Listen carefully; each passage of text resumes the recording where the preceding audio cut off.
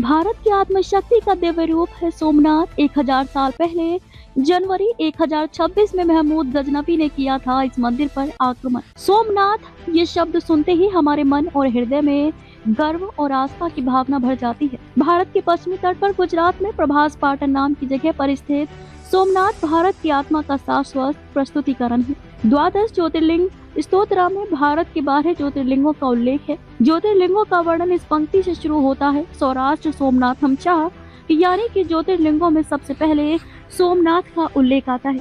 ये इस पवित्र धाम के सभ्यतागत और आध्यात्मिक महत्ता का प्रतीक है। शास्त्रों में ये भी कहा गया है, विदेशी हमलों का निशाना दुर्भाग्यवश यही सोमनाथ जो करोड़ों लोगों की श्रद्धा और प्रार्थनाओं का केंद्र था, विदेशी आक्रमणकारियों का निशाना बना, जिसका उद्देश्य विध्वंस था। वर्ष 2026 सोमनाथ मंदिर के लिए बहुत महत्व रखता है, क्योंकि इस महान तीर्थ पर हुए पहले आक्रमण के 1000 वर्ष पूरे हो रहे हैं। जनवरी 1026 में महमूद गजनवी ने इस मंदिर पर बड़ा आक्रमण किया था। इस मंदिर को ध्वस्त कर दिया था। यह आक्रमण आस्था और सभ्यता के एक महान प्रतीक को नष्ट करने के उद्देश्य से किया गया एक हिंसक और बर्बर प्रयास था। सोमनाथ मंदिर पर हमला मानव इतिहास की सबसे बड़ी त्रासदियों में शामिल है।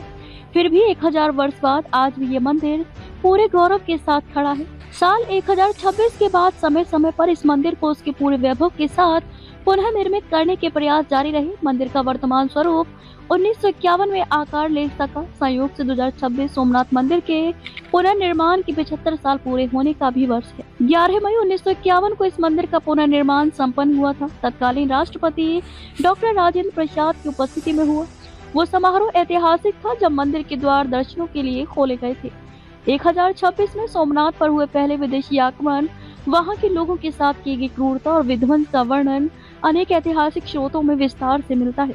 जब इन्हें पढ़ा जाता है तो हृदय कांप उठता है। हर पंक्ति में क्रूरता के निशान मिलते हैं। ये ऐसा दुख है जिसकी पीड़ा इतने समय बाद भी महसूस होती है। हम कल्पना कर सकते हैं कि इसका उस दौर में भारत पर और लोगों के मनोबल पर कितना गहरा प्रभाव पड़ा होगा।